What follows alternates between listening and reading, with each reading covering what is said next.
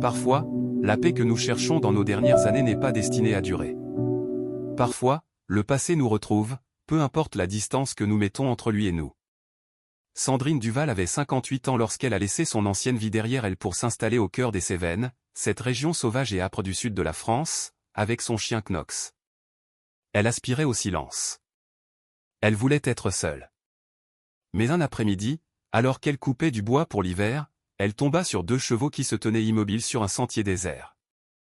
Ils étaient sellés mais sans cavalier, visiblement nerveux et effrayés. D'un geste lent et d'une voix douce, Sandrine parvint à les calmer et inspecta leur équipement. Quelqu'un avait monté ces animaux très récemment. C'est alors que Knox, son fidèle berger allemand, flaira une piste et s'élança entre les arbres. Ce qu'il découvrit allait tout changer. Ce n'était pas un simple accident. C'était quelque chose qui allait ramener Sandrine dans un monde qu'elle pensait avoir fui pour toujours. Qu'est-ce qui se cachait dans ces montagnes? La maison de campagne se dressait dans une clairière où les pins sylvestres s'éclaircissaient juste assez pour que le soleil matinal inonde la terrasse. Sandrine avait construit cette terrasse de ses propres mains 2 ans plus tôt, juste après avoir acheté le terrain. 8 hectares de l'arrière-pays cévenol, suffisamment loin de Gordes pour qu'elle ne voie aucune autre lumière la nuit, mais assez proche pour qu'elle puisse s'y rendre pour ses provisions lorsque c'était nécessaire. C'était exactement ce qu'elle désirait. Elle se tenait là, une tasse de café fumant à la main, observant Knox qui fouinait près du tas de bois. Le berger allemand avait 7 ans, son museau commençait à grisonner, mais il se déplaçait avec la même énergie débordante que lorsqu'il n'était qu'un chiot. Il l'avait accompagné durant les 5 dernières années de sa carrière de guide. À l'époque où elle menait encore des groupes de touristes sur les sentiers de randonnée des Cévennes, leur apprenant à lire le paysage, à interpréter les signes de la nature, à respecter cette immensité sauvage. Cette villa lui semblait appartenir à une autre femme, à une autre époque. Le café était fort et amer, comme elle l'aimait. C'était une habitude qu'elle tenait de son père, qui avait passé plus de temps dans ces montagnes qu'à la maison. Jean Duval était géomètre de profession, mais sa véritable passion était l'exploration. Il disparaissait pendant des semaines, revenant avec des récits de vallées cachées et de sentiers oubliés, ses bottes couvertes de boue et ses yeux brillants de ses découvertes. Sandrine avait hérité de son agitation, de ce besoin constant de mouvement. Elle avait passé 30 ans comme guide, d'abord aux côtés de son père, puis seule, après qu'il lui eut transmis tout son savoir. Elle pouvait lire une carte topographique les yeux fermés. Elle pouvait identifier les arbres à leur seule écorce. Elle pouvait vous dire dans quelle direction l'eau s'écoulerait simplement en observant le relief du terrain. Ses compétences l'avaient maintenue employée, respectée et perpétuellement en mouvement. Jusqu'à il y a 2 ans. Son père était mort sur un sentier non loin d'ici. Une crise cardiaque. Le médecin légiste avait dit qu'il avait 73 ans et qu'il randonnait seul, ce qu'il avait fait des milliers de fois. On l'avait retrouvé assis contre un arbre, son sac à dos à côté de lui, donnant l'impression qu'il s'était simplement arrêté pour se reposer. Une mort paisible, avait-il dit. Rapide. Sandrine ne croyait pas aux morts paisibles. Pas vraiment. Elle croyait au moment d'avant, celui où l'on sait que quelque chose ne va pas. Celui où votre corps vous trahit et où il n'y a plus rien à faire. Elle croyait à la peur qui accompagne cette prise de conscience, aussi brève soit-elle. Elle avait dispersé ses cendres dans ces montagnes, dans une 12aine d'endroits différents qu'il avait chéris. Et puis, elle avait abandonné son métier de guide, acheté ce terrain et construit sa maison de campagne. La maison était modeste, mais solide. Une pièce principale avec un poêle à bois, une mezzanine pour dormir, et un abri séparé pour les outils et les provisions. Elle l'avait conçu pour la simplicité, pour l'autosuffisance. Des panneaux solaires sur le toit, un puits qu'elle avait foré elle-même, une cave creusée à flanc de colline.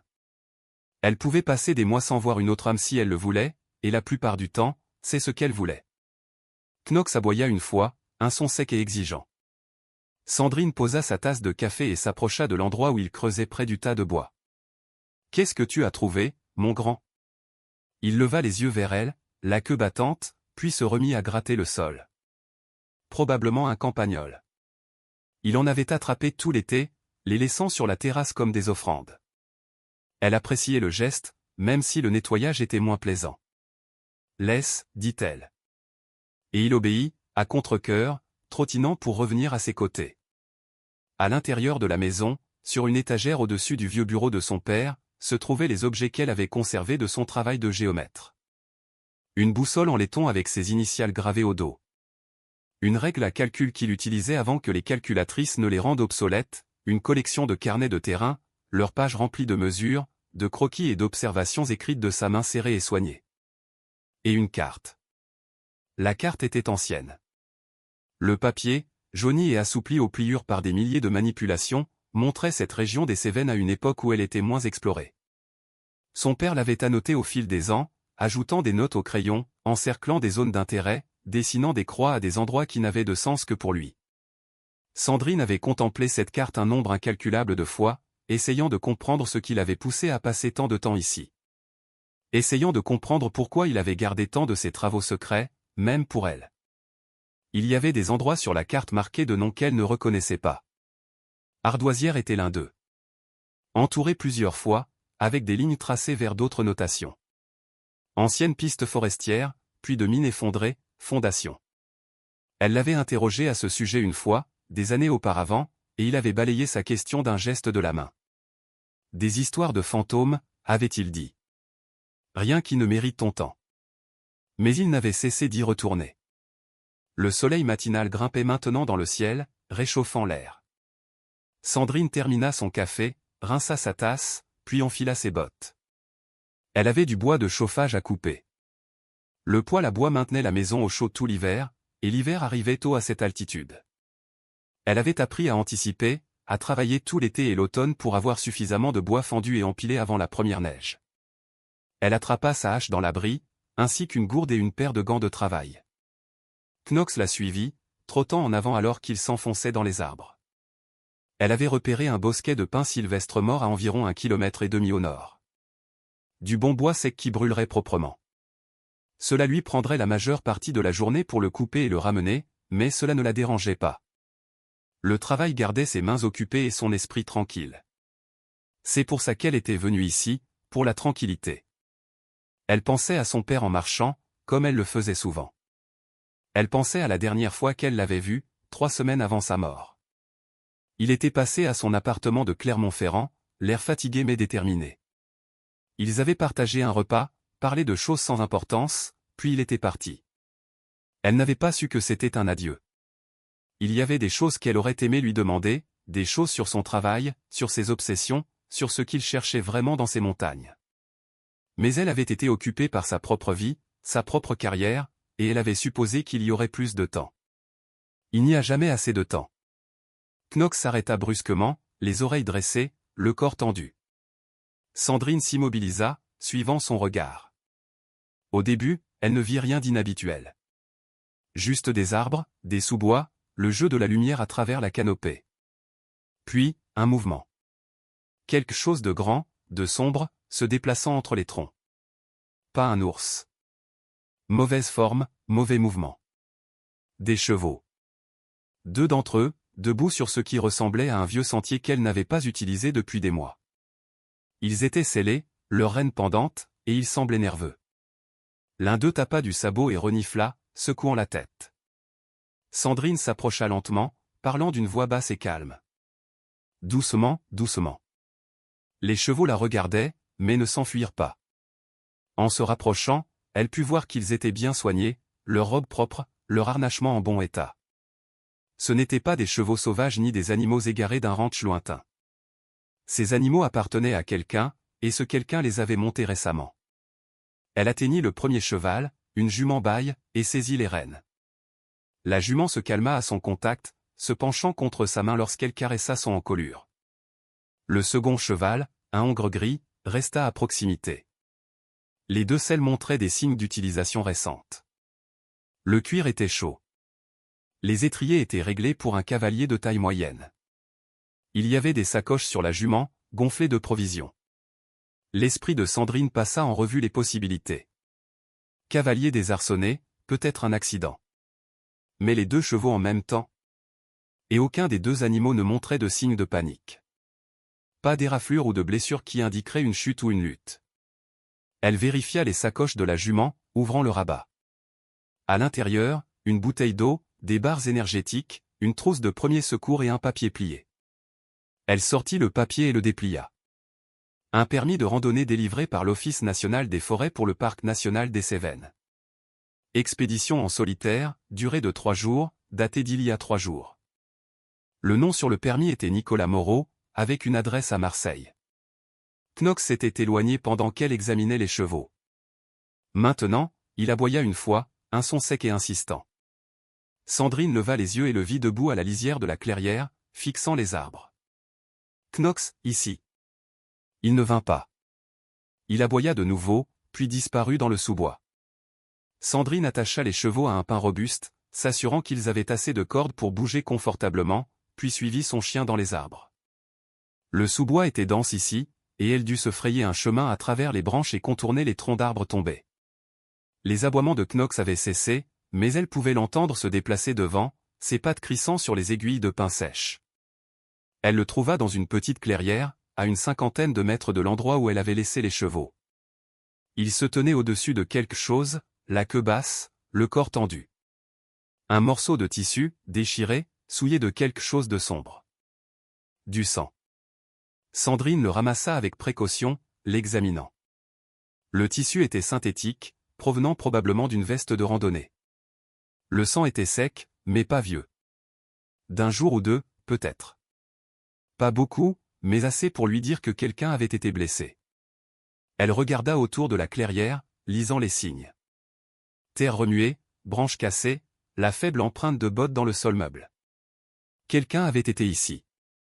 Quelqu'un était parti précipitamment, et il avait laissé ses chevaux derrière lui. Knox gémit, la regardant de ses yeux sombres et intelligents. Elle se pencha et lui gratta derrière les oreilles, pensant que ce n'était pas son problème. Elle pouvait ramener les chevaux à Gordes, signaler ce qu'elle avait trouvé. Laisser les autorités s'en occuper.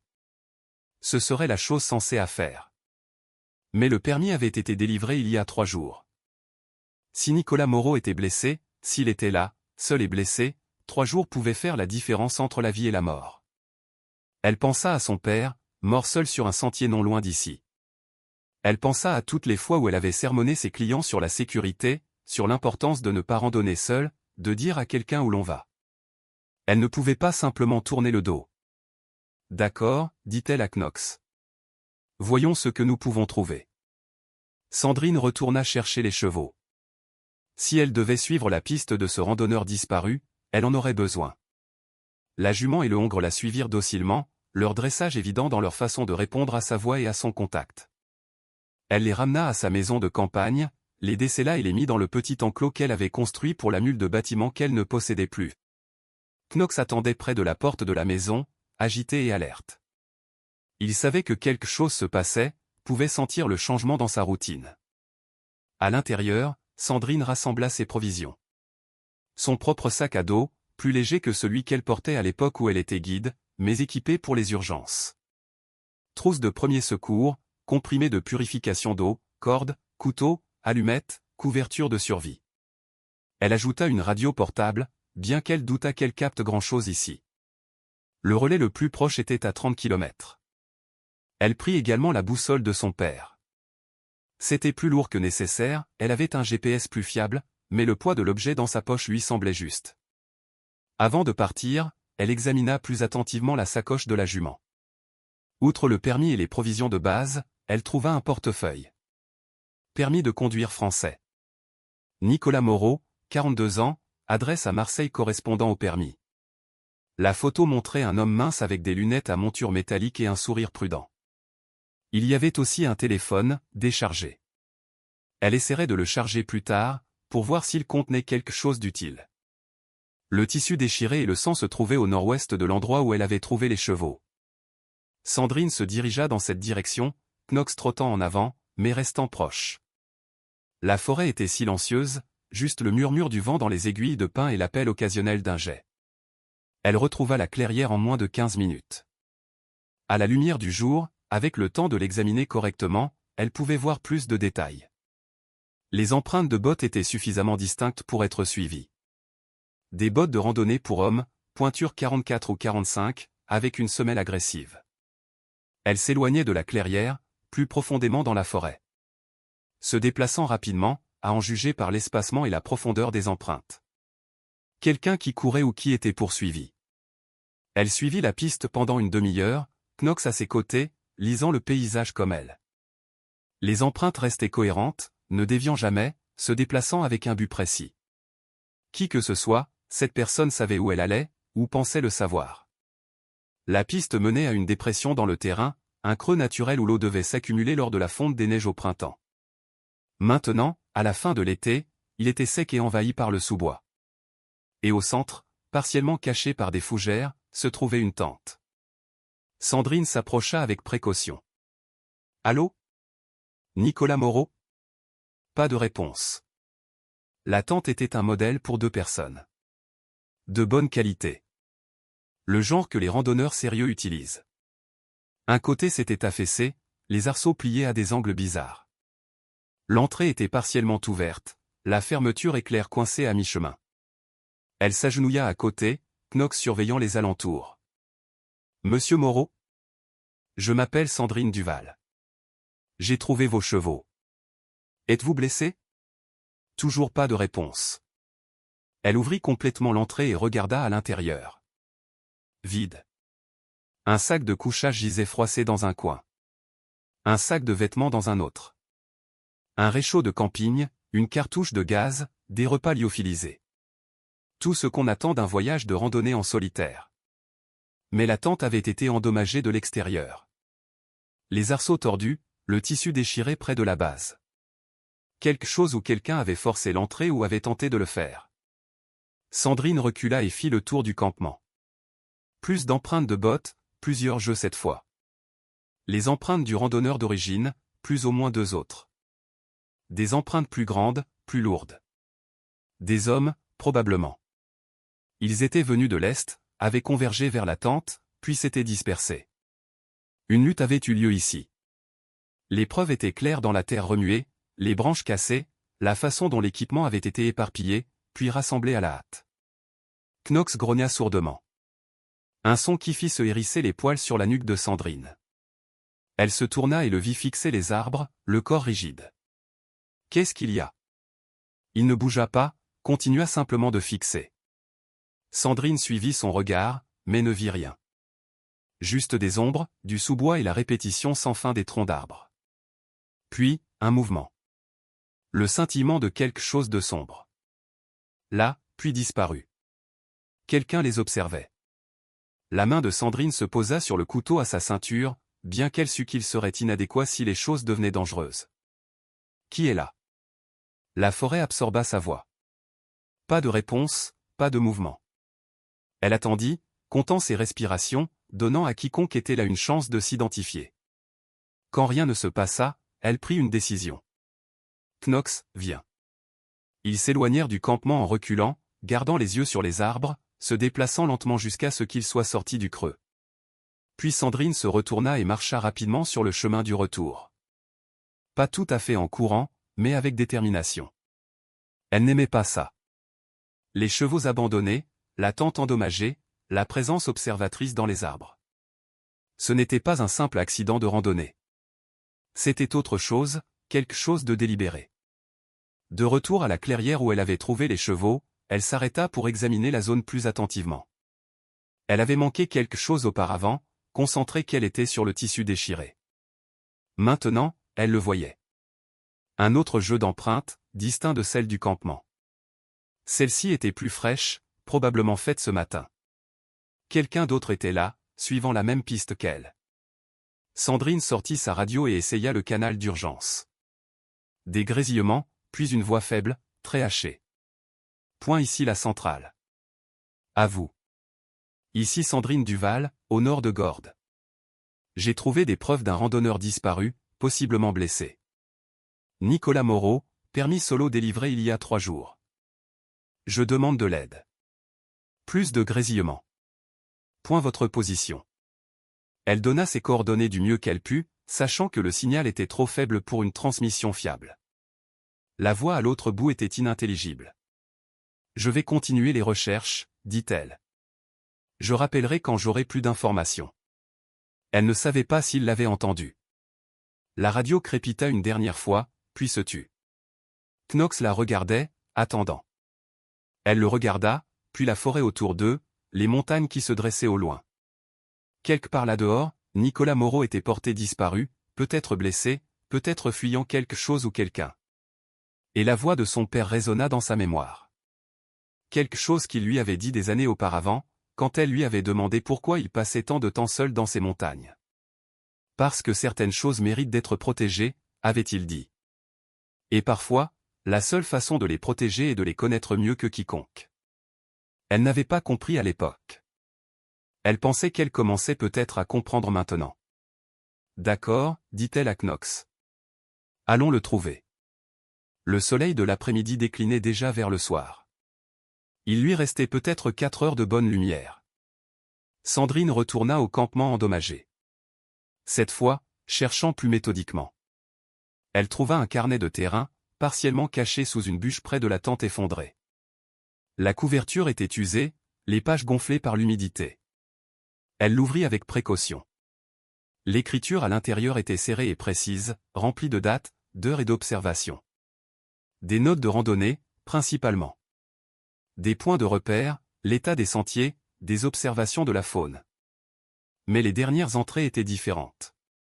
Moins sur la randonnée elle-même et plus sur autre chose. Jour 7.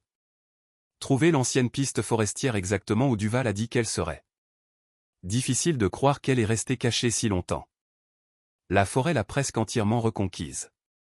Duval, le nom de son père. Les mains de Sandrine se resserrèrent sur le carnet. Elle tourna les pages, lisant rapidement. Jour 8. Suivit la piste sur 5 km au nord. Trouver les fondations, comme le disait l'histoire. Cet endroit était réel. Ardoisière a existé. Mais pourquoi tout le monde est-il parti? Et pourquoi Duval a-t-il passé tant de temps à essayer de le cacher? Son souffle se coupa. Ardoisière. Le nom sur la carte de son père. Celui qu'il avait qualifié d'histoire de fantôme. La dernière entrée était datée de 2 jours auparavant. Jour 9. J'ai eu tort de venir ici. Tort de fouiller dans tout ça. Duval protégeait quelque chose, et maintenant je les ai menés droit dessus. Si quelqu'un trouve ceci, je suis désolé. Je pensais juste faire des recherches historiques. Je ne savais pas ce que je cherchais vraiment, ni qui s'en soucierait. L'entrée se terminait là. Le reste de la page était vierge. Sandrine ferma le carnet et regarda Knox. Son père avait protégé quelque chose. Quelque chose lié à Ardoisière. Cette ville fantôme qui était censée ne pas exister. Et Nicolas Moreau s'était retrouvé pris au piège. La présence observatrice dans les arbres prenait maintenant tout son sens. Qui qu'ils soient, ils étaient toujours là, cherchant toujours. Et maintenant, ils savaient qu'elle était impliquée. Sandrine ne dormit pas beaucoup cette nuit-là. Elle était retournée à sa maison de campagne avant la tombée de la nuit, mettant les chevaux en sécurité et faisant rentrer Knox avec elle. Le carnet de terrain était posé sur la table, et elle l'avait relu 3 fois de plus, essayant de reconstituer ce que Nicolas Moreau cherchait et pourquoi cela lui avait causé des ennuis. Le carnet racontait une histoire d'obsession. Moreau était professeur d'histoire, c'était clair d'après son style d'écriture et les références académiques disséminées. Il faisait des recherches sur les villages abandonnés dans les Cévennes, en particulier les villes fantômes de l'ère minière des années 1880. Ardoisière avait attiré son attention car elle apparaissait dans plusieurs archives historiques, mais sans emplacement confirmé. Puis il avait trouvé le nom de son père dans les archives de la Société d'histoire régionale des Cévennes. Jean Duval, géomètre, avait déposé des rapports sur la région dans les années 1970 et 80. Mais certains de ces rapports avaient été retirés, scellés à la demande de l'auteur pour des raisons de confidentialité que Moreau ne pouvait légalement consulter. Cela l'avait rendu plus curieux.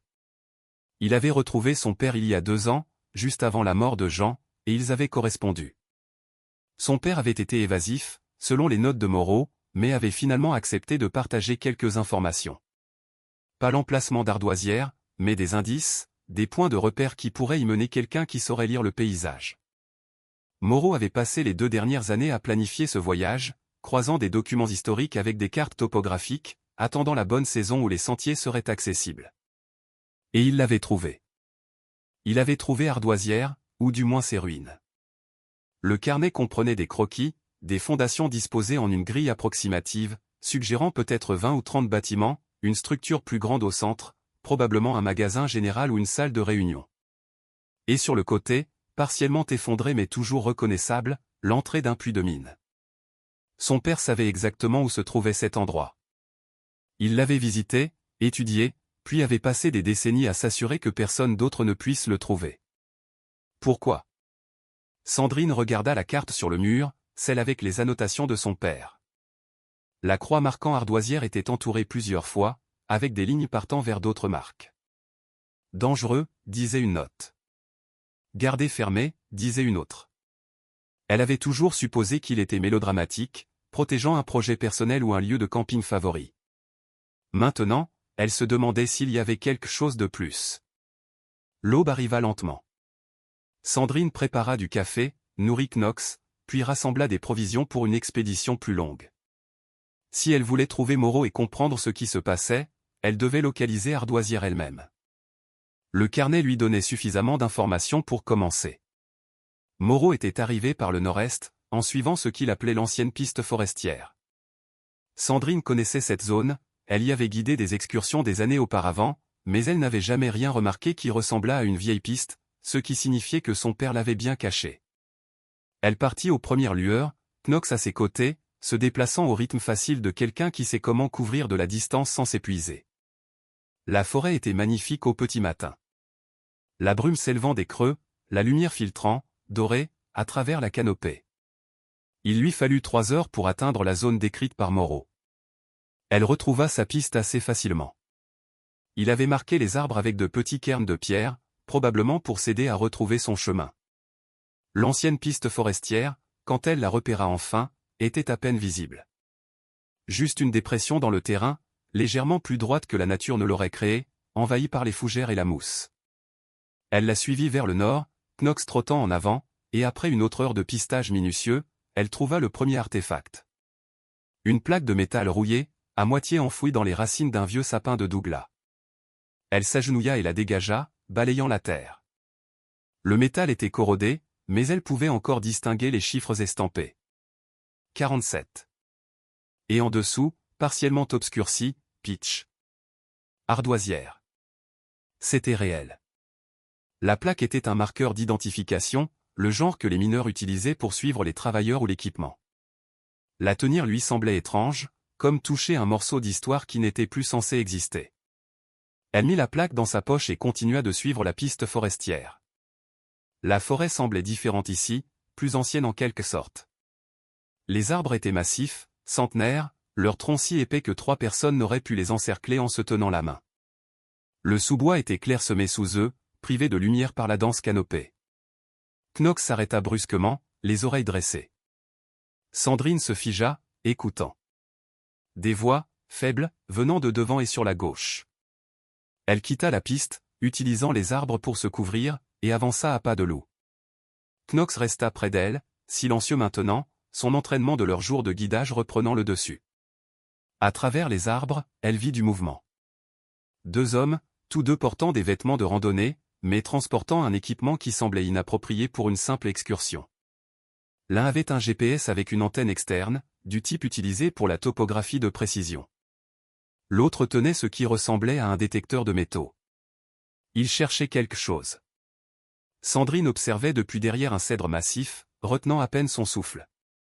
Les hommes se déplaçaient méthodiquement, balayant le sol avec le détecteur de métaux en arclant tandis que l'autre vérifiait son GPS et prenait des notes sur une tablette.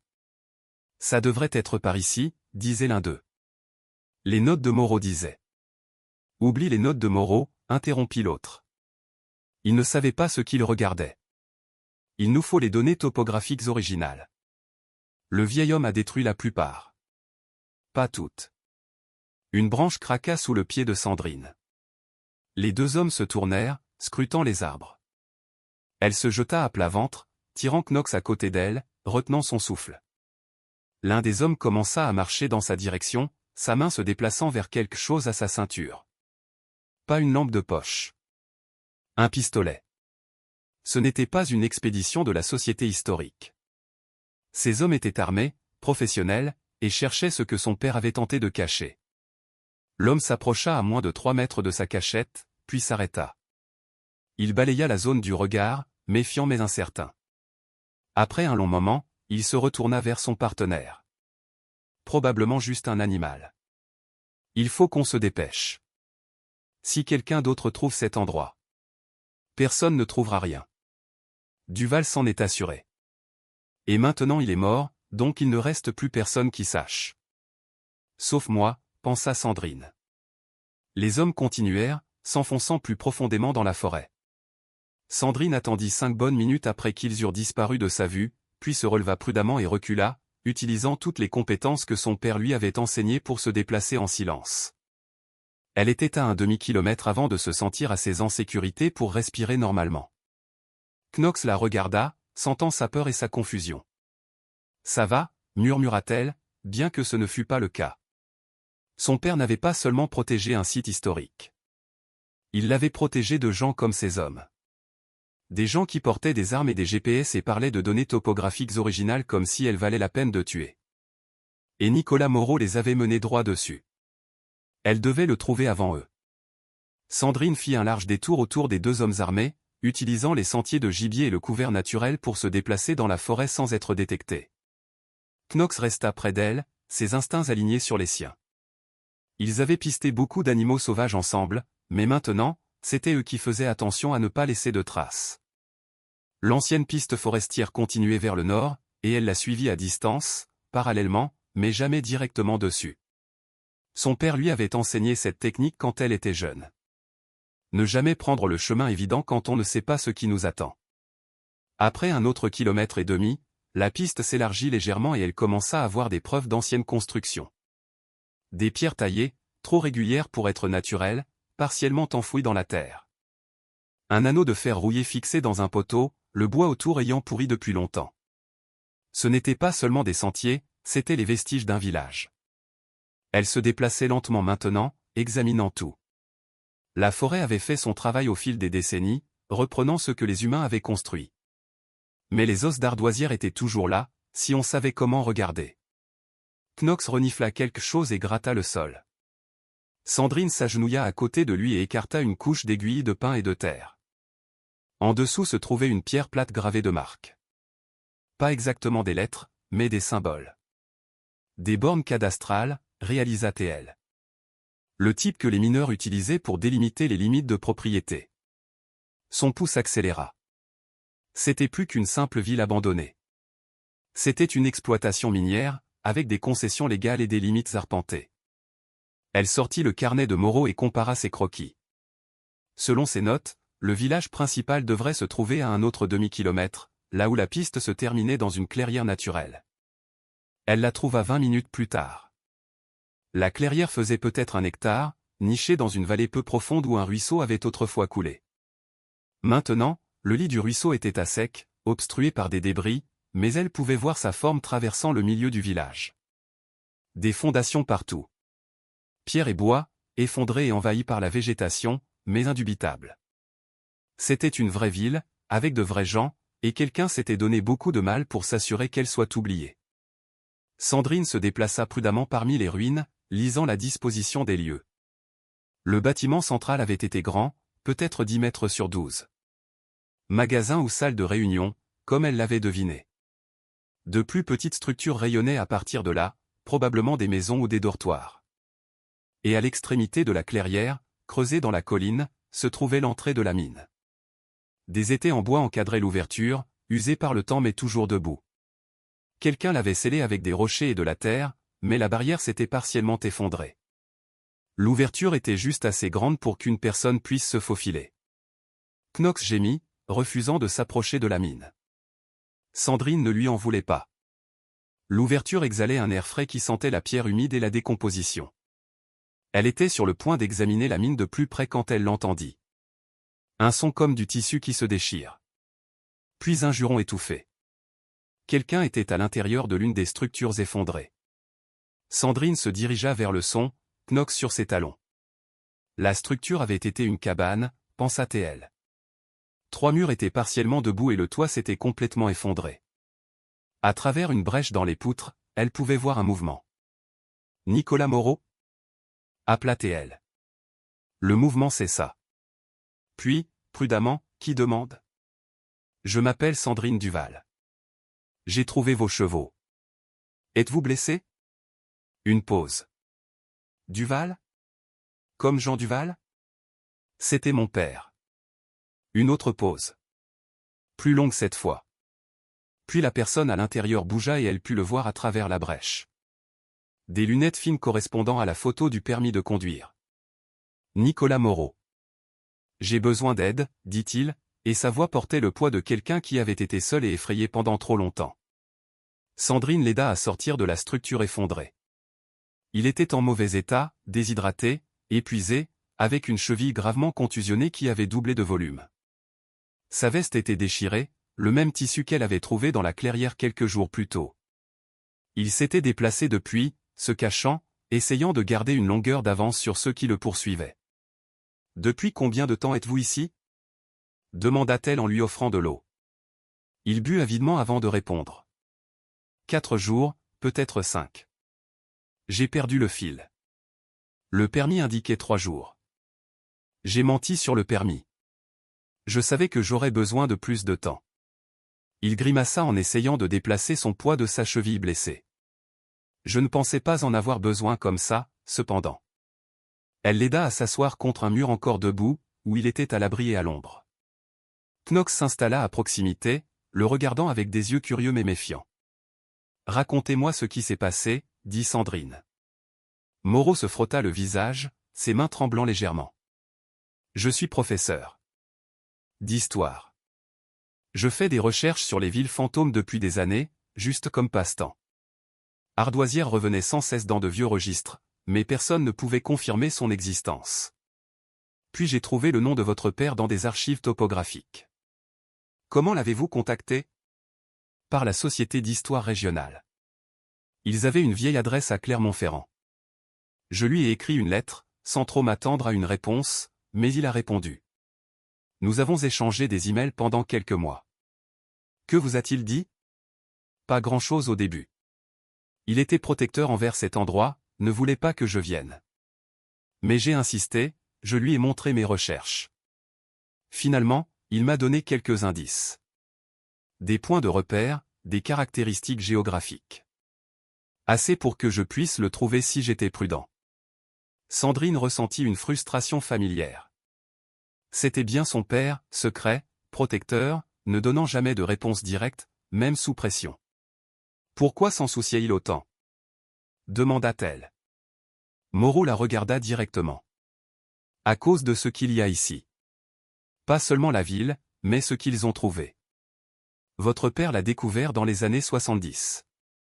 Je pense que c'est à ce moment-là qu'il a commencé à sceller les archives, s'assurant que personne ne puisse retrouver l'emplacement. Qu'est-ce qu'ils ont trouvé ? De l'argent. De l'argent de haute qualité. L'un des filons les plus riches des Cévennes. Mais la mine était sur un terrain contesté, jamais légalement revendiqué, jamais correctement arpenté. Quand les colons ont réalisé ce qu'ils avaient, ils ont essayé de le garder secret, de le traiter discrètement pour ne pas attirer l'attention. Votre père a trouvé des preuves du filon dans de vieux registres miniers et l'a confirmé avec ses propres relevés. L'esprit de Sandrine tournait à plein régime. L'argent. Cela expliquait le secret, les archives scellées, les décennies de vigilance de son père. Mais pourquoi ne pas simplement le revendiquer légalement ? Demanda-t-elle. Parce que le terrain n'a jamais été correctement colonisé, les premiers mineurs étaient essentiellement des squatteurs. Et quand la violence a éclaté ou des bagarres pour la concession, des accusations de vol où tout le monde a simplement disparu. Aucune revendication légale n'a jamais été déposée, ce qui signifie que techniquement, l'argent est toujours là pour qui veut le prendre. Si quelqu'un pouvait prouver l'emplacement et valider le filon, il pourrait déposer une revendication moderne et elle serait probablement honorée. Et c'est ce qui vous a amené ici, dit Sandrine, la compréhension se faisant jour. Vous ne faisiez pas que des recherches historiques. Vous essayez de valider la concession. Moreau eut la décence de paraître honteux. J'ai été engagé. Une société de développement immobilier de Seattle. Ils avaient entendu des rumeurs sur Ardoisière et voulaient une confirmation. Ils m'ont payé pour le trouver et tout documenter. Knox grogna sourdement. Sandrine sentit la même colère monter en elle. Alors, vous les avez menés droit dessus. Je ne savais pas ce que je faisais vraiment, dit rapidement Moreau. Je pensais que c'était juste de la recherche historique, documenter un village perdu. Je n'ai réalisé qu'il voulait la concession minière qu'après avoir déjà accepté. Et à ce moment-là. À ce moment-là, il possédait vos recherches, termina Sandrine. Il hocha la tête, misérable. Le bruit de branches qui se brisent les fit sursauter tous les deux. Quelqu'un approchait à travers les ruines, se déplaçant sans se soucier de la discrétion. Les hommes armés avaient trouvé ardoisière. Sandrine attrapa le bras de Moreau et le tira plus profondément dans la structure effondrée, trouvant un coin où les murs restants offraient une couverture. Knox se pressa contre sa jambe, silencieux et alerte. À travers les interstices des poutres, elle pouvait voir deux silhouettes entrer dans la clairière. Les mêmes hommes qu'elle avait vus plus tôt avec le GPS et le détecteur de métaux. Ils se déplaçaient avec assurance maintenant. Ne cherchant plus, mais arrivant. L'un d'eux parlait dans une radio. Emplacement confirmé. Le village est ici. Exactement comme l'indiquaient les anciens relevés. Nous aurons besoin de l'équipe complète pour l'excavation. La radio crépita une réponse que Sandrine ne put entendre. Le travail de Moreau était précis, continua l'homme. Nous aurions dû l'écouter avant qu'il ne prenne peur. À côté d'elle, Moreau tressaillit à l'entente de son nom. Les hommes traversèrent la clairière, examinant les ruines avec un intérêt professionnel. Celui avec le GPS prenait des mesures, marquant des points de cheminement. L'autre photographiait tout avec un appareil photo haut de gamme. L'entrée de la mine est scellée, dit l'un d'eux. Il nous faudra de l'équipement pour la dégager en toute sécurité. La direction veut d'abord des échantillons de carottes. Vérifiez le filon avant d'engager des ressources. Et pour Moreau? Quoi, Moreau? Il est ici depuis 4 jours sans provision. Soit il est mort, soit il en est proche. Dans tous les cas, il n'est plus notre problème. Les mots étaient désinvoltes, méprisants. Il l'avait laissé pour mort, réalisa Sandrine. Ou peut-être s'étaient-ils assurés qu'il ne reviendrait pas. Elle regarda Moreau, vit la confirmation dans ses yeux. Ces hommes l'avaient pourchassé quand il avait essayé de se retirer de l'accord.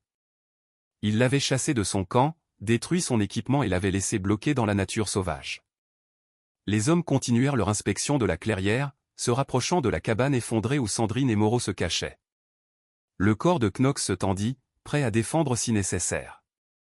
L'un des hommes s'arrêta près de l'entrée de la mine. Quelqu'un est passé par ici récemment. Ces rochers ont été déplacés. Probablement Moreau. Peu importe. D'ici demain, nous aurons. Un son provenant de la forêt l'interrompit. Des branches craquant, délibérément et bruyamment. Les deux hommes se tournèrent, les mains se déplaçant vers leur ceinture. Sandrine comprit ce qui se passait une seconde avant Knox. Une autre personne approchait, et qui que ce soit, elle n'essayait pas d'être discrète. Une femme âgée émergea des arbres, marchant d'un pas lent et mesuré de quelqu'un qui a passé sa vie dans les montagnes. Elle portait un pantalon de toile et une chemise de travail délavée, ses cheveux gris tirés en une tresse pratique. Elle regarda les deux hommes avec l'expression de quelqu'un trouvant des invités indésirables sur sa propriété. « Vous êtes perdus, les garçons ?» demanda-t-elle. Les hommes échangèrent un regard. « C'est un terrain public, dit l'un d'eux. »« Public, oui, mais pas ouvert à l'excavation commerciale sans permis. » La femme s'approcha et Sandrine put voir qu'elle portait un bâton de marche, ou ce qui ressemblait à un bâton de marche mais était probablement quelque chose de plus utile dans une confrontation.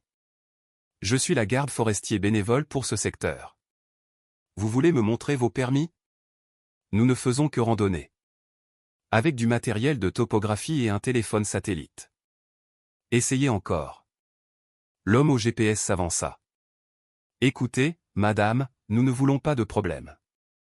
Nous menons des recherches légitimes. » Sur quoi? Les mines d'argent oubliées. La femme sourit, mais ce n'était pas amical. Je patrouille ces montagnes depuis 30 ans. Je connais chaque ville fantôme, chaque concession abandonnée, chaque chasseur de trésors qui pense avoir trouvé quelque chose de spécial. Vous n'êtes pas les premiers, et vous ne serez pas les derniers. Nous avons l'autorisation de. Je me fiche de qui vous a autorisé. Ce terrain est une zone sauvage protégée. Aucune activité commerciale sans approbation fédérale, ce qui prend des mois à obtenir et nécessite des études d'impact environnemental. Vous les avez? Les hommes ne répondirent pas. C'est bien ce que je pensais. La femme sortit sa propre radio. Je signale votre présence. Vous pourrez vous expliquer à l'Office national des forêts. L'homme au pistolet déplaça sa main vers sa ceinture. La femme le vit et s'arrêta de bouger, son expression se durcissant. Ne faites pas quelque chose que vous regretterez, dit-elle doucement. Pendant un long moment, personne ne bougea. Puis l'homme leva lentement les mains, les montrant vides. Nous partons, dit-il. Pas de problème. Bon choix. La femme garda sa radio visible. Et ne revenez pas sans les permis appropriés. Les hommes reculèrent, gardant les yeux sur elle jusqu'à ce qu'ils atteignent le bord de la clairière. Puis ils se tournèrent et disparurent dans la forêt, se déplaçant rapidement. La femme attendit qu'ils soient partis, puis baissa sa radio et regarda directement la cabane effondrée où Sandrine se cachait. « Vous pouvez sortir maintenant, dit-elle. Sandrine hésita, puis aida Moreau à se relever et sortit de leur cachette. Knox resta près d'elle, observant l'étrangère avec méfiance. La femme les examina, son regard vif mais pas méchant. « Sandrine Duval, si je ne me trompe. Vous ressemblez trait pour trait à votre père. Vous connaissiez Jean. Si je le connaissais? Nous avons travaillé ensemble pendant 15 ans. Il m'a formé comme garde forestier bénévole dans les années 90. La femme tendit la main. Monique Dubois. Votre père et moi avons passé beaucoup de temps à nous assurer que des endroits comme celui-ci restent cachés. Sandrine lui serra la main, stupéfaite. Son père n'avait jamais mentionné travailler avec quelqu'un sur ses relevés. Elle avait toujours supposé qu'il travaillait seul. Pourquoi ne m'a-t-il jamais parlé de vous? Parce qu'il ne vous a pas parlé de beaucoup de choses. Monique regarda Moreau. Vous devez être le professeur qui posait des questions. Jean vous a mentionné dans l'une de nos dernières conversations. Il a dit que vous étiez persistant, mais bien intentionné. Moreau réussit un faible sourire. Je suis désolé. Je ne savais pas dans quoi je m'embarquais. Peu de gens le savent. Monique examina sa cheville blessée puis regarda Sandrine. Il a besoin de soins médicaux appropriés. Et nous devons parler de la suite. Ces hommes reviendront. Oh, je sais qu'ils reviendront, dit Sandrine. Ils ont trop investi pour abandonner maintenant. Monique se redressa, regardant autour de la clairière. Mais ils seront plus prudents la prochaine fois. Ils amèneront des avocats, des permis, peut-être même les forces de l'ordre s'ils ont réussi à soudoyer les bonnes personnes. Peuvent-ils réellement revendiquer la mine légalement? C'est compliqué. Le village d'origine n'a jamais été correctement enregistré, ce qui signifie que les droits miniers sont probablement encore disponibles. Mais c'est une zone sauvage protégée maintenant, ce qui limite l'activité commerciale. Il faudrait des années de bataille juridique pour régler ça. Monique marqua une pause. À moins qu'il ne puisse prouver une propriété immédiate par une faille juridique à laquelle nous n'avons pas pensé. Sandrine pensa aux archives scellées de son père, à ses décennies de secrets. Qu'est-ce que vous ne me dites pas? Monique resta silencieuse un moment, puis soupira. Votre père a trouvé autre chose ici. Quelque chose en plus de l'argent. C'est pourquoi il a travaillé si dur pour garder cet endroit caché. Qu'a-t-il trouvé? Des preuves de ce qui est vraiment arrivé aux habitants d'Ardoisière. Pourquoi ils sont partis si soudainement, et où certains d'entre eux sont allés? Monique regarda l'entrée de la mine. C'est à l'intérieur. Il me l'a montré une fois, m'a fait promettre de l'aider à le protéger si quelque chose lui arrivait. Qu'est-ce que c'est? La vérité. Et la vérité vaut plus que n'importe quel filon d'argent. Avant que Sandrine ne puisse répondre, Knox aboya vivement, fixant la direction par où les hommes armés étaient partis. Au loin, elle entendit des moteurs. Plusieurs véhicules, se rapprochant. Les hommes n'étaient pas partis. Ils avaient appelé des renforts. Nous devons bouger, dit Monique. Maintenant. Ils se déplacèrent aussi vite que la cheville blessée de Moreau le permettait, Sandrine le soutenant d'un côté tandis que Monique éclairait le chemin. Knox allait et venait entre eux et les bruits qui approchaient, alerte au moindre signe de poursuite. Les moteurs s'étaient arrêtés, ce qui signifiait que les véhicules s'étaient garés quelque part sur l'ancienne piste forestière qui traversait ce secteur. Monique les conduisit loin de la clairière, suivant un itinéraire qui évitait les sentiers évidents. Elle se déplaçait avec l'efficacité de quelqu'un qui avait passé des décennies dans ces montagnes, lisant le terrain et choisissant des chemins qui laissaient une trace minimale. Combien pensez-vous qu'ils ont amené? demanda Sandrine. Au moins 6, d'après ce que j'ai entendu. Peut-être plus. Monique jeta un coup d'œil en arrière. Ce ne sont plus des chasseurs de trésors occasionnels. C'est de la sécurité professionnelle, le genre que les entreprises engagent quand elles veulent sécuriser un site. Ils atteignirent un affleurement rocheux qui offrait un abri temporaire. Moreau s'effondra contre un rocher, respirant difficilement, le visage pâle de douleur. Sandrine s'agenouilla à côté de lui, vérifiant sa cheville. Le gonflement avait empiré avec le mouvement. « Je ne peux pas continuer comme ça, dit-il. Je vous ralentis. Nous ne vous abandonnerons pas, dit fermement Sandrine. Monique scrutait la forêt en contrebas. Il y a un poste de garde forestier à environ 8 km au nord-est. Abandonné maintenant, mais il a une radio d'urgence qui fonctionne. Nous pouvons appeler à l'aide de là-bas. 8 km. C'est notre meilleure option. Ces hommes chercheront d'abord dans la zone immédiate, ce qui nous donne du temps. Monique se tourna vers Sandrine. Mais nous devons décider ce que nous faisons pour Ardoisière. Si nous nous contentons de signaler ces hommes comme des intrus, ils partiront et reviendront avec une autorité légale. Les avocats d'entreprise peuvent faire disparaître beaucoup de problèmes. Alors, quelle est l'alternative? Nous montrons aux autorités ce que votre père a trouvé. La preuve qui change tout. Monique marqua une pause. Mais cela signifie entrer dans la mine. Sandrine regarda en direction de la clairière, maintenant cachée par la distance et les arbres. L'entrée de la mine, scellée pendant des décennies, détenant le secret que son père était mort en protégeant. « Dites-moi ce qu'il y a là-dessous, dit-elle. Monique s'adossa au rocher, montant la garde pendant qu'elle parlait. Le filon d'argent est réel.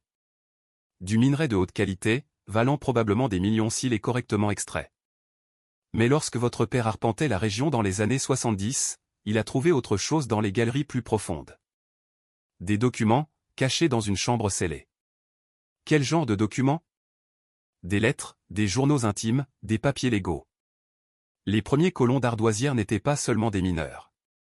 C'étaient des réfugiés, des familles qui avaient fui la violence et la persécution dans d'autres camps miniers. Ils sont venus ici pour recommencer à zéro, pour construire quelque chose de mieux. La voix de Monique s'adoucit. Et ils ont réussi, pendant un certain temps. Ils ont créé une véritable communauté, autonome, équitable. Ils partageaient les bénéfices de l'argent à parts égales, les utilisaient pour construire des écoles et des infrastructures. Moreau écoutait maintenant, malgré sa douleur. Que leur est-il arrivé? La compagnie minière a découvert l'argent.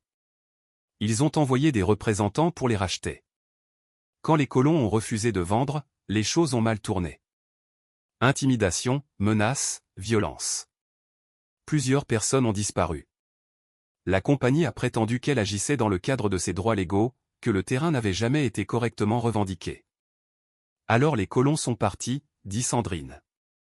La plupart d'entre eux, oui. Mais pas avant d'avoir tout documenté.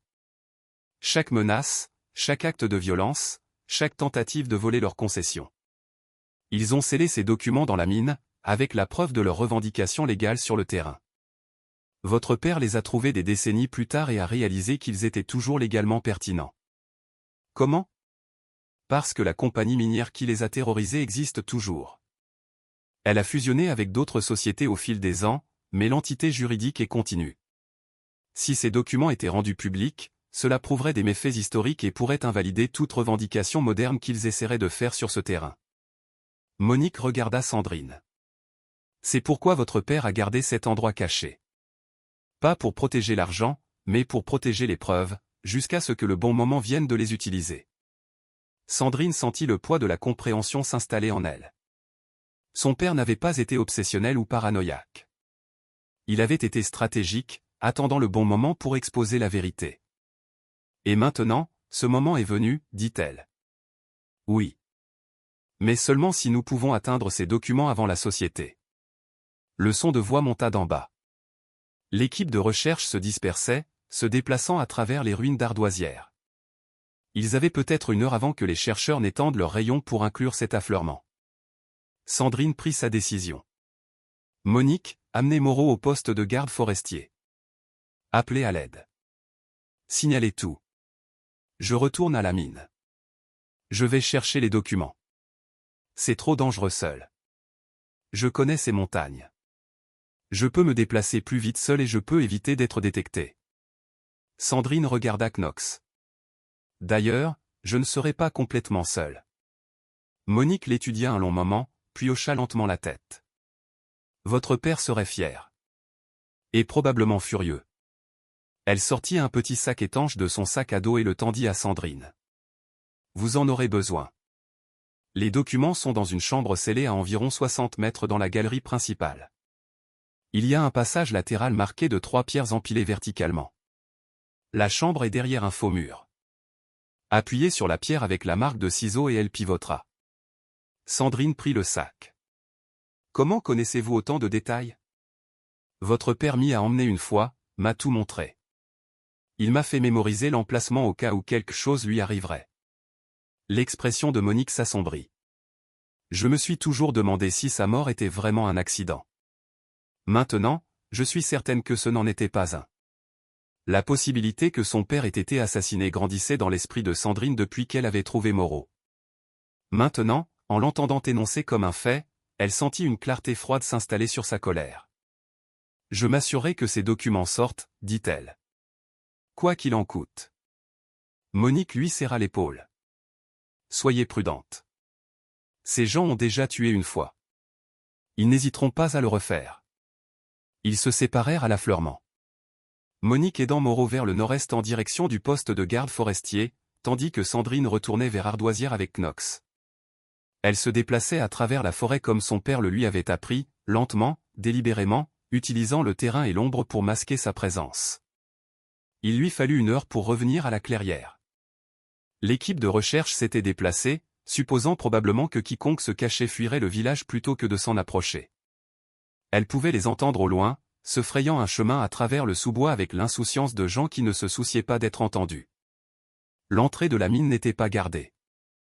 Il ne s'attendait pas à ce que quelqu'un entre à l'intérieur, pensa Sandrine. Elle se tenait à l'ouverture, regardant dans l'obscurité. Knox gémit doucement, réticent à entrer.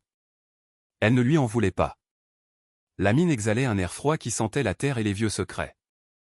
Elle sortit sa lampe de poche, vérifia son sac une dernière fois, puis regarda Knox. Reste ici. Garde l'entrée. Je reviens bientôt. Il obéit, mais à contre-cœur. Elle lui gratta les oreilles une fois, puis se tourna et entra dans la mine, avalée par l'obscurité et le poids de la montagne au-dessus. Derrière elle, la forêt continuait ses recherches, ignorant que ce qu'il cherchait était maintenant derrière eux, descendant dans la terre où les secrets de son père attendaient. La mine était plus froide que ce à quoi Sandrine s'attendait. Le faisceau de sa lampe de poche tranchait dans l'obscurité absolue, illuminant des parois de pierre brute soutenues par d'anciennes poutres en bois. Le bois était étonnamment intact, préservé par la température fraîche constante et le manque d'humidité. Ses bottes crissaient sur le gravier et les fragments de roches tombaient du plafond au fil des décennies. Elle avançait prudemment, testant chaque pas avant d'y mettre tout son poids. Les effondrements de mines pouvaient se produire sans avertissement, surtout dans des galeries aussi anciennes. L'air était vicié, mais respirable, probablement grâce à l'entrée partiellement effondrée qui permettait une certaine circulation. La galerie principale descendait en pente douce, assez large pour que 2 personnes puissent marcher côte à côte. Des rails de wagonnets étaient encore visibles au sol, des rails rouillés qui avaient autrefois transporté le minerai à la surface. Des marques d'outils scarifiaient les murs où les mineurs avaient taillé la roche, cherchant le filon. Des enquêtes criminelles s'étalant sur 1 siècle et demi. Ce n'était pas seulement un intérêt historique. C'était explosif. Elle comprenait maintenant pourquoi il avait gardé le secret, pourquoi il avait passé des décennies à s'assurer que personne ne puisse trouver cet endroit. Il attendait, peut-être, le bon moment pour le révéler. Ou peut-être le protégeait-il simplement jusqu'à ce que quelqu'un de confiance se présente. Quelqu'un comme elle. Sandrine étala tout sur le vieux bureau de son père et commença à photographier chaque document avec son téléphone. La couverture était inégale si loin de la ville, mais si elle pouvait atteindre un point plus élevé, elle pourrait peut-être télécharger les images sur un stockage en ligne. Des sauvegardes numériques, dispersées et sécurisées, qui ne pourraient pas être détruites en brûlant une seule liasse de papier. Elle travailla toute la nuit, documentant méthodiquement tout. Knox somnolait près du poêle à bois, levant occasionnellement la tête lorsqu'un bruit extérieur attirait son attention, mais la forêt restait silencieuse, retenant son souffle. À l'aube, elle avait photographié chaque page, chaque carte, chaque photographie. Les originaux retournèrent dans la caisse de munitions, qu'elle scella et cacha dans un espace sous le plancher que son père avait construit des années auparavant. Il le lui avait montré une fois, lui faisant promettre de se souvenir où il se trouvait. Un autre secret qu'il avait partagé. Une autre préparation pour un jour qu'il savait pouvoir arriver. Elle prépara du café et se tint sur sa terrasse, regardant le soleil se lever sur les montagnes. Quelque part là-dehors, Monique mettait Moreau en sécurité et appelait à l'aide. Les forces de l'ordre répondraient, mais cela prendrait du temps. La gendarmerie la plus proche était à 60 km, et il devrait organiser une intervention appropriée avant de venir ici.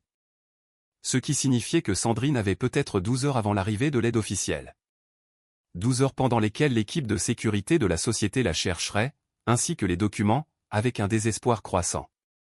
Elle ne pouvait pas simplement se cacher et attendre. Il finirait par trouver la maison. Et quand il le ferait, elle serait piégée. Non, elle devait aller à eux. Poser ses conditions, créer une situation où leur seule option serait de reculer. C'était risqué, peut-être stupide, mais c'est ce que son père aurait fait. Elle chargea son sac de provisions. Eau, nourriture, trousse de premiers secours, cordes, la radio portable, des fusées de détresse. Elle prit également quelque chose dans l'armoire verrouillée de son abri. Un fusil de chasse qui avait appartenu à son père.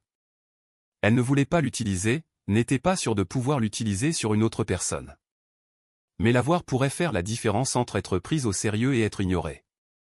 Knox observait ses préparatifs, comprenant que quelque chose d'important se passait. Quand elle ouvrit la porte de la maison, il était prêt, alerte et concentré. « Allons avoir une conversation », lui dit-elle. Le sentier vers Ardoisière était maintenant familier. Elle avança rapidement, arrivant au village en milieu de matinée. Le camp de la société s'était agrandi, 3 tentes, du matériel portable, un générateur qui bourdonnait en arrière-plan.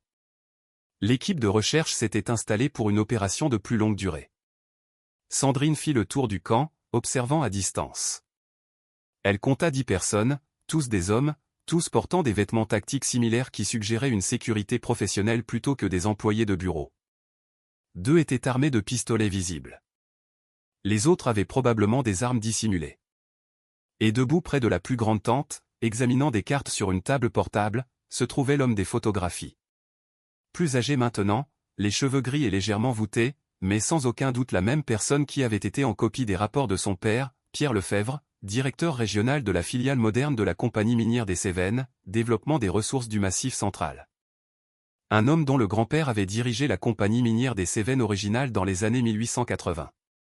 Un homme qui avait toutes les raisons de vouloir que les documents historiques soient détruits. Sandrine l'observa longuement, étudiant son langage corporel, sa façon d'interagir avec l'équipe de sécurité. Il était aux commandes, absolument. Mais il y avait quelque chose de désespéré dans ses mouvements. Il ne s'agissait pas seulement d'argent ou de réputation d'entreprise. C'était personnel. Elle prit sa décision. Sortant de la lisière des arbres, elle entra ouvertement dans le camp, son fusil en bandoulière sur le dos et ses mains visibles. Knox resta à ses côtés, calme mais vigilant. L'équipe de sécurité réagit immédiatement, les mains se déplaçant vers les armes, formant un périmètre lâche autour d'elle, mais personne ne l'a mis en joue. C'étaient des professionnels, et elle n'avait pas présenté de menace directe. Lefebvre leva les yeux de ses cartes et se figea. Pendant un instant, quelque chose comme de la culpabilité vacilla sur son visage. Puis son expression se durcit en une neutralité d'entreprise. « Mademoiselle Duval, dit-il. Je suis heureux que vous soyez en sécurité. Nous étions inquiets pour vous. » Vraiment ? Bien sûr.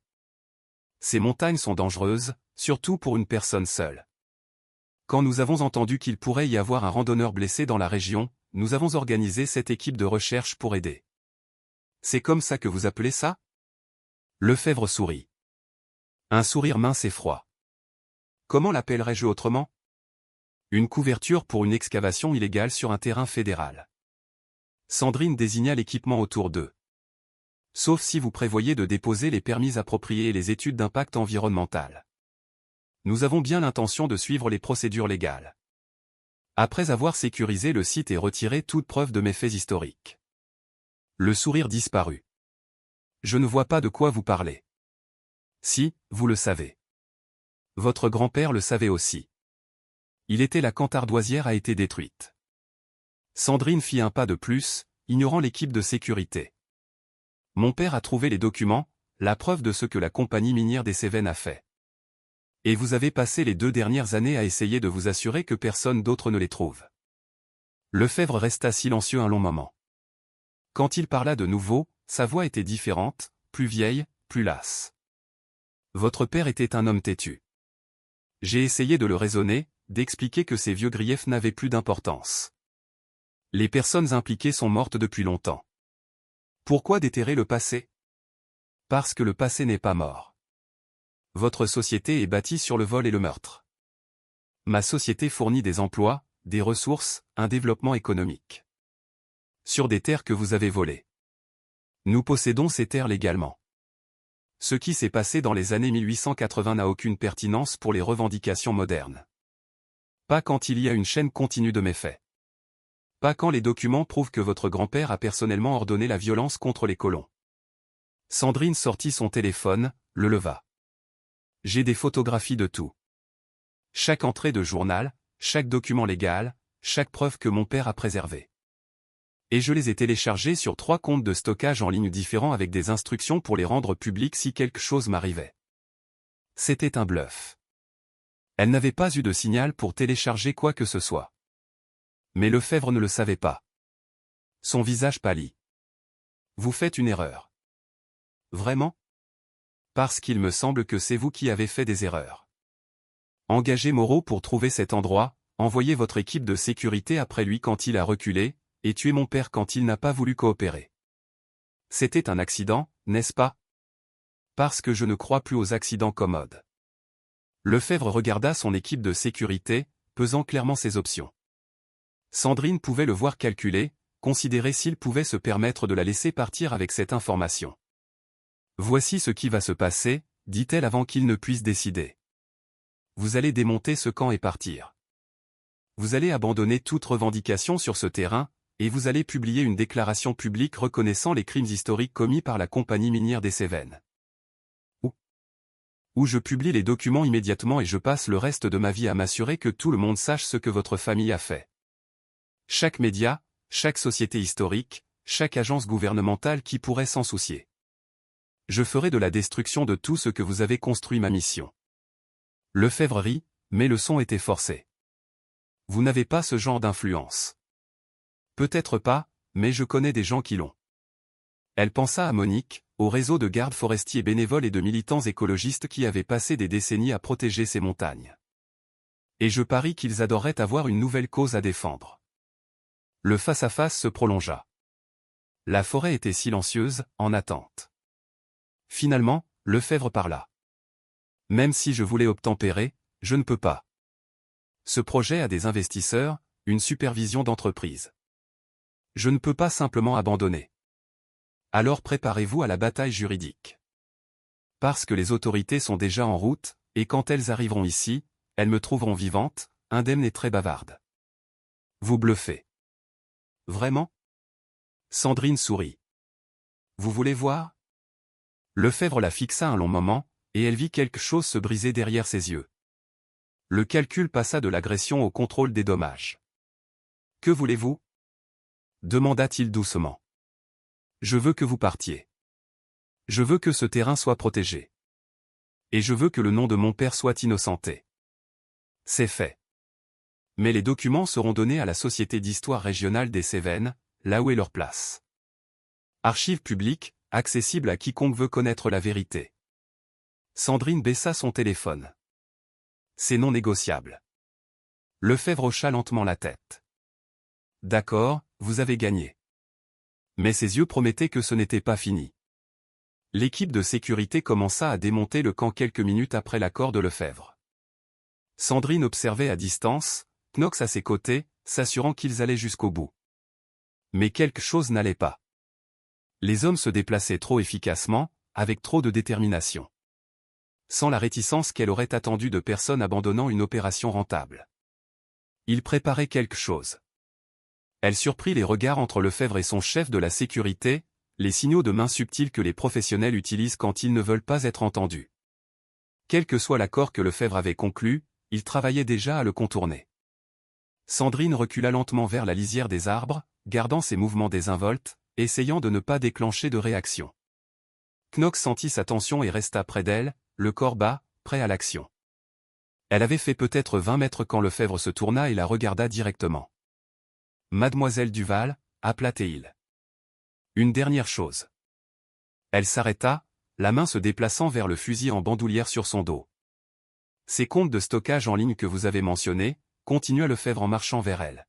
« Je suis curieux de savoir comment vous avez réussi à télécharger des fichiers alors qu'il n'y a pas de couverture réseau dans cette zone. » Nous avons vérifié. La tour la plus proche est à 25 km. Son bluff avait été démasqué. J'ai une liaison satellite, essaya-t-elle, mais même en le disant, elle savait que ça sonnait faible. Lefebvre sourit. Vraiment ? Parce que notre équipement ne montre aucune transmission satellite de cette zone au cours des 12 dernières heures. Ce qui signifie que ces documents sont toujours sur votre téléphone ou cachés quelque part à proximité. L'équipe de sécurité avait arrêté de faire ses bagages. Il se dispersait maintenant, formant un cercle lâche autour de sa position. « Ça n'a pas besoin d'être difficile, » dit Lefebvre. « Donnez-moi le téléphone et dites-moi où sont cachés les originaux. En échange, je vous laisserai partir. Vous pourrez même garder votre histoire sur votre père. Nous publierons une déclaration honorant son travail de conservation environnementale. Tout le monde y gagne. Sauf la vérité. La vérité est compliquée. Mon grand-père a fait des erreurs, oui, mais les habitants d'Ardoisière étaient des squatteurs sur les terres de la compagnie. Ils connaissaient les risques quand ils ont refusé de partir. Ce qui s'est passé était tragique, mais c'était aussi légal dans le contexte de l'époque. Le meurtre n'est jamais légal. Le meurtre exige des preuves, et vous n'en avez aucune. Lefebvre était plus proche maintenant, à peut-être 3 mètres. Ces documents montrent de l'intimidation, oui. Des litiges de propriété, certainement. Mais un meurtre réel ? Il n'y a pas d'aveu, pas de témoignage oculaire qui tiendrait devant un tribunal moderne. Juste la parole de gens qui avaient toutes les raisons de mentir pour sauver leur concession. Sandrine savait qu'il avait raison sur les subtilités juridiques. Les documents étaient accablants, mais pas concluants. Ils créeraient une publicité négative, déclencheraient peut-être des enquêtes, mais ils n'entraîneraient pas nécessairement des accusations criminelles un siècle et demi plus tard. Mais ils ruineraient sa réputation. Et clairement, c'était suffisant pour le rendre désespéré. « Dernière chance » dit Lefebvre. « Le téléphone et l'emplacement des originaux. » « Non. » Il soupira, comme s'il s'attendait à sa réponse mais était néanmoins déçu. Puis il fit un geste à son équipe de sécurité. Ils bougèrent vite, professionnels et coordonnés. Deux vinrent de face tandis que deux autres la contournèrent pour la prendre en tenaille. Sandrine courut, Knox sur ses talons, sprintant vers la forêt plus dense où la supériorité numérique importerait moins que la connaissance du terrain. Elle fit 30 mètres avant que quelqu'un ne la plaque sur le côté. Elle heurta durement le sol, le téléphone s'échappant de sa prise. Knox attaqua immédiatement, ses dents trouvant le bras de l'agent de sécurité, le forçant à la relâcher. Sandrine se releva en se débattant et attrapa son téléphone, mais deux autres agents étaient sur elle. Elle se battit, utilisant l'entraînement d'autodéfense de ses jours de guide, mais ils étaient plus jeunes, plus forts, et entraînés pour exactement ce genre de situation.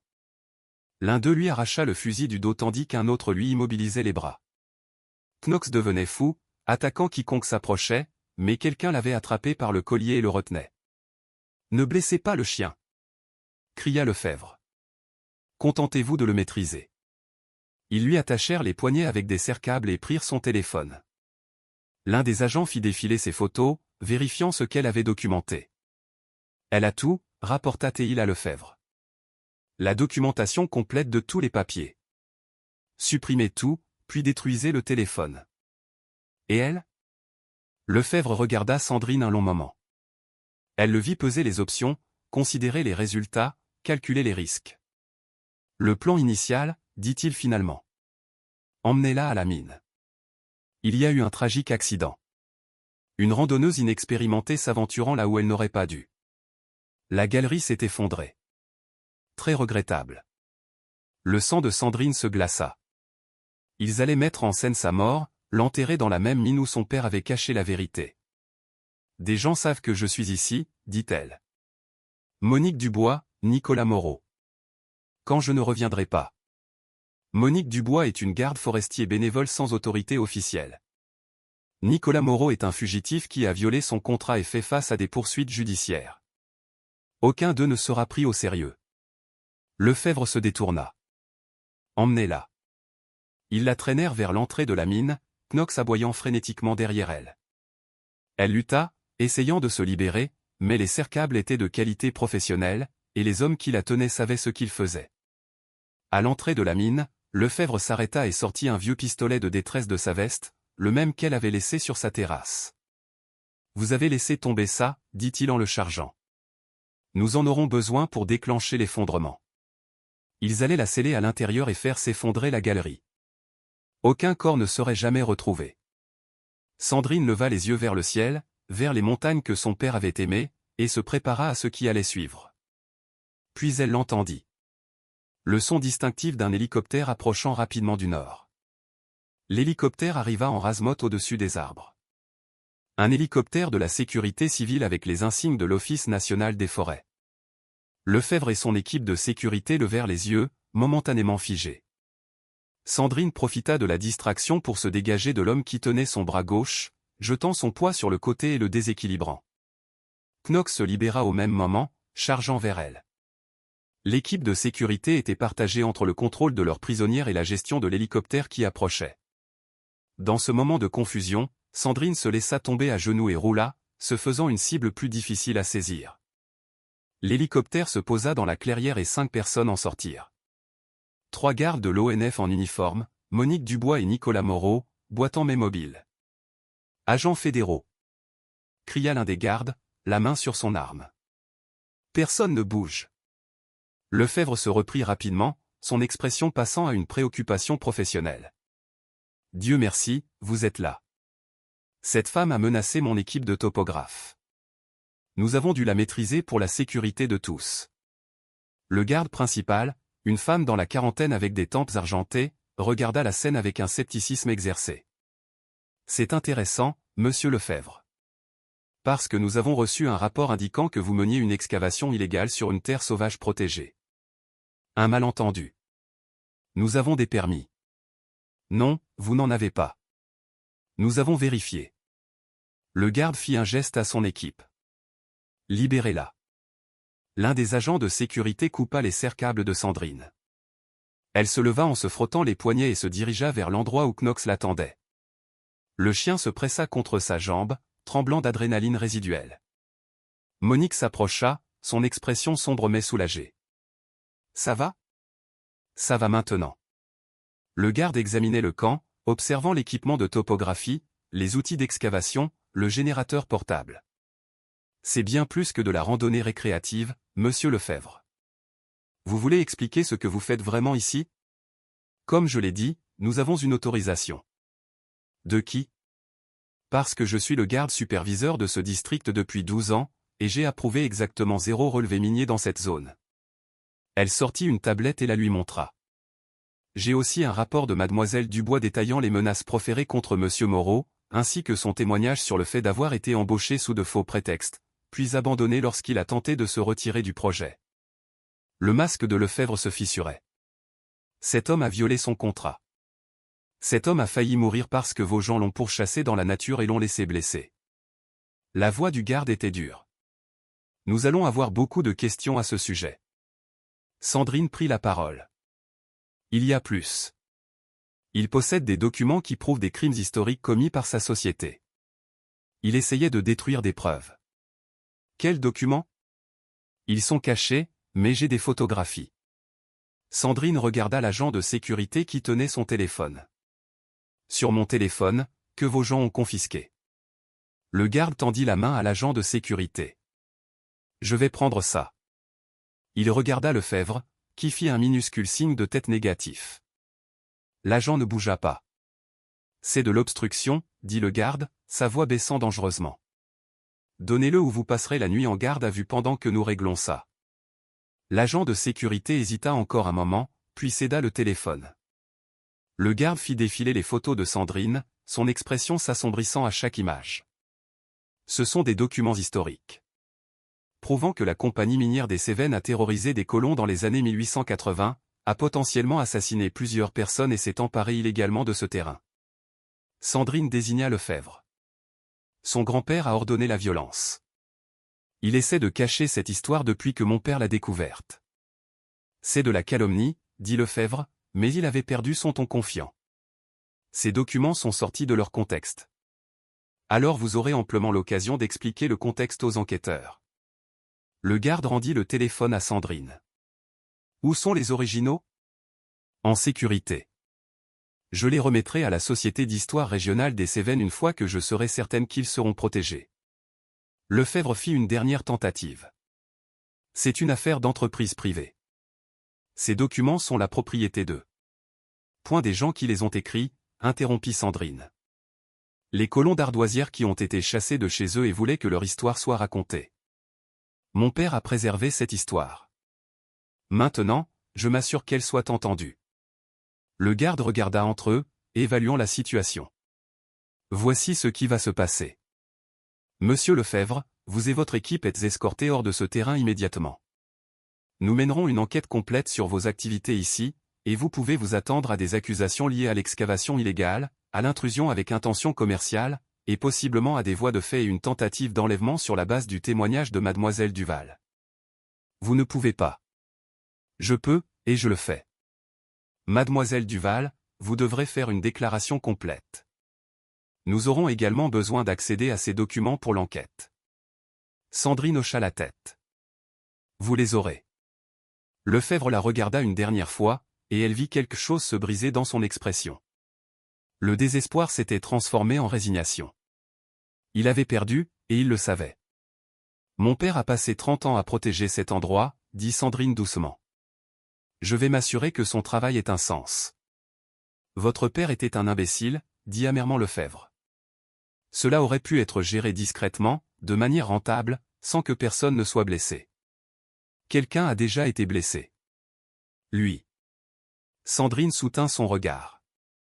Et maintenant tout le monde va savoir pourquoi.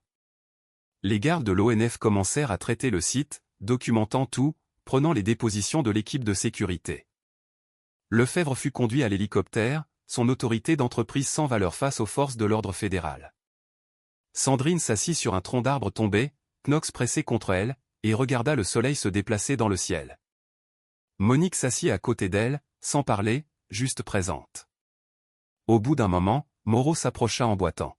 « Je suis désolé, dit-il, pour tout ça.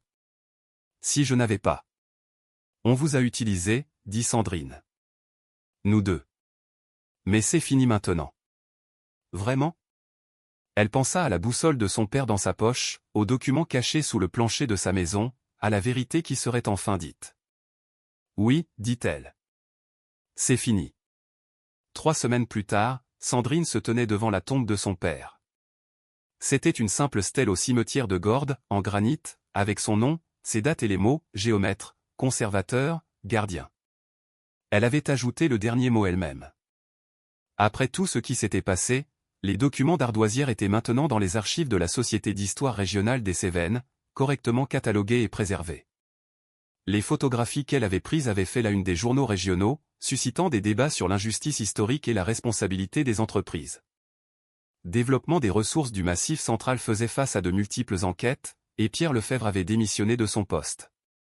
Nicolas Moreau était retourné à l'enseignement de l'histoire, mais il avait écrit un récit détaillé de l'histoire d'Ardoisière qui serait publié l'année suivante.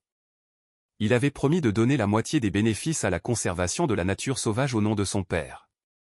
Monique avait été officiellement reconnue par l'ONF pour son rôle dans la protection d'Ardoisière, et elle avait recruté Sandrine pour rejoindre le programme des gardes forestiers bénévoles. Ce n'était pas un engagement que Sandrine s'attendait à prendre, mais ici, maintenant, elle comprenait pourquoi son père avait passé une si grande partie de sa vie dans ces montagnes. Certaines choses valaient la peine d'être protégées. Knox était assis à côté d'elle, le museau gris reposant sur ses pattes, patient et calme. Il avait eu des friandises supplémentaires ces derniers temps, et elle soupçonnait qu'il savait les avoir méritées. « Je comprends maintenant, dit-elle à la tombe. Pourquoi tu gardais des secrets ? Pourquoi tu restais vigilant? Tu n'étais pas paranoïaque ou obsessionnel. Tu attendais le bon moment. Le vent souffla à travers le cimetière, transportant l'odeur des pins et d'une pluie lointaine. J'aurais aimé que tu me le dises, continua TL. Que tu me fasses confiance avec ce que tu savais. Mais je comprends pourquoi tu ne l'as pas fait. Certains fardeaux, on les porte seuls jusqu'à ce qu'on soit sûr qu'ils ne briseront pas la personne suivante. Elle sortit sa boussole, le laiton chaud de sa poche, et la tint dans sa paume. L'aiguille pointait vers le nord, stable et fidèle. Merci, dit-elle simplement. Le trajet de retour à sa maison de campagne prit 1 heure, serpentant sur des routes forestières familières. Elle faisait ce trajet régulièrement maintenant, vérifiant la maison, mais passant aussi du temps à Gordes, renouant avec la communauté qu'elle avait quittée 2 ans plus tôt. Sa maison de campagne avait la même apparence, solide, patinée, construite pour durer. Mais elle semblait différente maintenant, moins comme une cachette et plus comme une base. Un endroit où revenir entre d'autres responsabilités. À l'intérieur, elle avait fait quelques changements. Le bureau de son père contenait maintenant son propre travail. Des cartes qu'elle créait des zones sauvages protégées, des notes sur l'état des sentiers, des rapports pour l'ONF. Elle avait repris son travail, en quelque sorte, mais se l'était approprié. La caisse de munitions était partie, livrée à la société historique lors d'une cérémonie qui avait attiré une attention médiatique surprenante. Mais elle avait gardé un objet, la photographie d'Ardoisière à son apogée, montrant des familles posant fièrement devant leur maison. Elle l'avait encadrée et accrochée à son mur, un rappel de ce pourquoi son père s'était battu. Knox s'installa près du poêle à bois, qu'il faudrait bientôt allumer à l'approche du soir. Sandrine prépara du café et se tint sur sa terrasse, regardant les montagnes. Elle pensa aux habitants d'Ardoisière, chassés de chez eux, mais déterminés à laisser une trace. Elle pensa à son père, passant des décennies à protéger cette trace. Et elle pensa à elle-même, comprenant enfin le poids de l'héritage et la responsabilité qui accompagnent la connaissance de la vérité. Son téléphone sonna. La maison avait maintenant un amplificateur de signal qu'elle avait installé. C'était Monique. « Salut, dit la femme plus âgée. Je voulais juste prendre des nouvelles. Tu es installé? Aussi installé que je ne le serai jamais. Bien, parce que j'ai une proposition à te faire. Il y a un autre site à 100 de kilomètres au nord-est qui pourrait nécessiter une attention. Des bornes historiques suggèrent une ancienne ferme, mais quelqu'un a posé des questions au cadastre. Sandrine sourit. Tu penses que ça vaut la peine de jeter un œil? Je pense que ton père aurait jeté un œil. Et je pense que tu as ces instincts maintenant. Quand partons-nous? Demain matin. Tôt. Amène ton chien. On pourrait avoir besoin de son flair. Après avoir raccroché, Sandrine resta sur la terrasse un moment de plus, regardant la lumière changer alors que le soleil descendait vers l'horizon. La forêt entrait dans sa transition du soir. Les oiseaux se perchant pour la nuit, les cerfs émergeant de leur cachette diurne pour paître. C'était sa vie maintenant. Pas l'isolement qu'elle avait cherché 2 ans plus tôt, mais quelque chose de mieux. Un but. Elle était toujours seule la plupart du temps, passait toujours ses journées dans la nature. Mais maintenant, sa solitude avait une direction. Elle poursuivait le travail de son père, protégeant des lieux et des histoires qui, autrement, pourraient être perdus. Ce soir-là, elle sculpta un petit marqueur en bois, travaillant à la lueur de la lampe avec des outils que son père lui avait appris à utiliser quand elle était jeune. De simples lettres gravées dans le pin, gardiennes de la nature sauvage, avec les initiales de son père en dessous. À l'aube, elle se rendit au départ du sentier qui menait à Ardoisière. Le site était maintenant protégé, désigné comme réserve historique, mais pas encore ouvert au public. Cela prendrait du temps, de la planification, une gestion minutieuse pour préserver à la fois les ruines et l'histoire qu'elle racontait. Elle plaça le marqueur au départ du sentier, le fixant fermement dans le sol. Knox le renifla avec approbation, puis la regarda de ses yeux savants. « Allez, dit-elle. Nous avons du travail. » Ils retournèrent ensemble à travers la forêt, femme et chien, se déplaçant avec la confiance facile de ceux qui connaissent leur place dans le monde. Au-dessus d'eux, les montagnes se dressaient, éternelles et patientes, gardant leurs secrets jusqu'à ce que quelqu'un de digne vienne les protéger. Parfois, la paix que nous cherchons dans nos dernières années n'est pas quelque chose que nous trouvons en restant immobiles. Parfois, c'est quelque chose que nous protégeons de toutes nos forces. Parfois, c'est le combat lui-même qui nous ramène à la maison. Sandrine avait trouvé sa paix. Non pas dans l'isolement, mais dans un but. Non pas en oubliant le passé, mais en s'assurant qu'on s'en souvienne. Son père aurait compris. Elle espérait qu'il était fier.